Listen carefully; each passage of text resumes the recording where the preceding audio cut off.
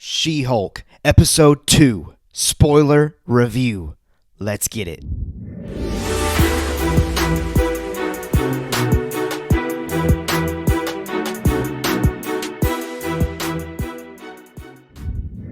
Alright guys, welcome back to the channel. Be sure if you haven't done so already, hit that subscribe button, especially if you're new here. We got a ton of things going on here at Mando Talk. We've got She-Hulk spoiler reviews, House of the Dragon spoiler reviews, trailer reactions, Rings of Power is coming soon, and of course, Star Wars Andor. And also, we've got a specific Star Wars podcast called Mando Talk, where we release a new hour-long podcast episode each and every single Monday. And our next one's going to be, speaking of Andor, it's going to be predictions and kind of just a revisit of that character as we get ready for that show coming out next month. But that's not why you're here. You're here to hear my thoughts on the second episode of She-Hulk. I did, do the same thing last week, so if you haven't checked that one out already, go back, check that out when you get the chance. But yeah, I'm going to run through this, share the things that I loved, and then, share some criticism at the end because, try to keep it positive as much as possible.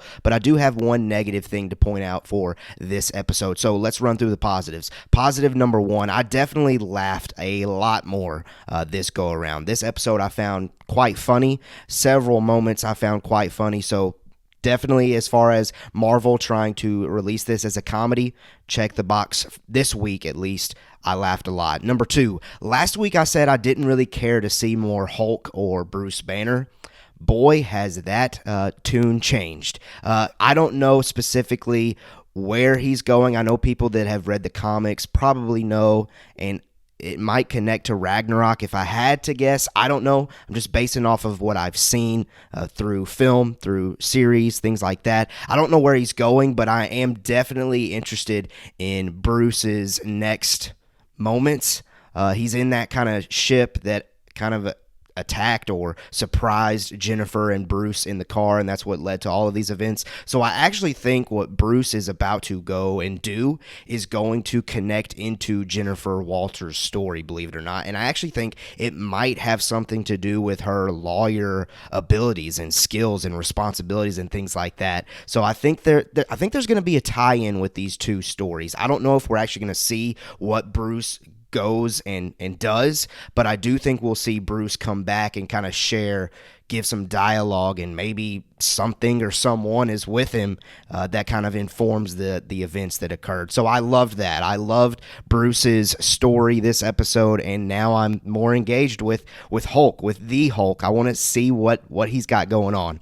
So definitely love that. And then third thing, the tie-ins. Obviously, the tie-ins were absolutely incredible. Of course, at the very end, the reveal of that leaked footage of Abomination fighting Wong in Shang-Chi was super cool. I absolutely loved that connection. And there were other connections, like there was an allusion to Wolverine, and there was an allusion to Eternals with the God or Celestial, whatever it's called, that's just in the middle of the ocean right now. So I love those tie-ins, very subtle, but hey, it's just one big universe, and Marvel always does a great job of making you feel like you're in this universe. Okay, so those were the things I loved. I really enjoyed this episode, but here comes my negative.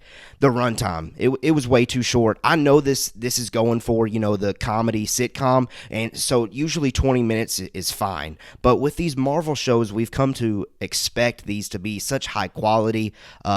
You sit down and you want to enjoy in the moment, and with this one, since it's like 20-something minutes once you take out the recap and the credits, it's like 20-something minutes after you do that, and it just felt like once you sat down, you got comfortable, and it was over. And honestly, I have the opinion that they should have released this episode with the first episode last week, because I think it could have been cut together, this episode 1 and then this episode 2. I believe it could have been cut together as one big premiere episode. That honestly, if it had been cut together as one big premiere episode, it probably would have been one of Marvel's best premieres to date. But that's just my opinion. Just a little bit too short, and I actually kind of expect that length to continue So that's probably going to be something that I just have to get over, but we'll see.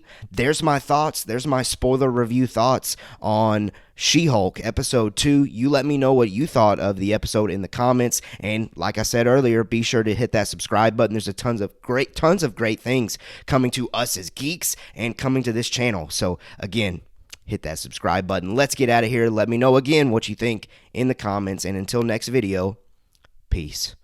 What's your next video, House of the Dragon? Can't wait for episode 2. Let's go. Okay. Peace. I'll see you on Earth 2.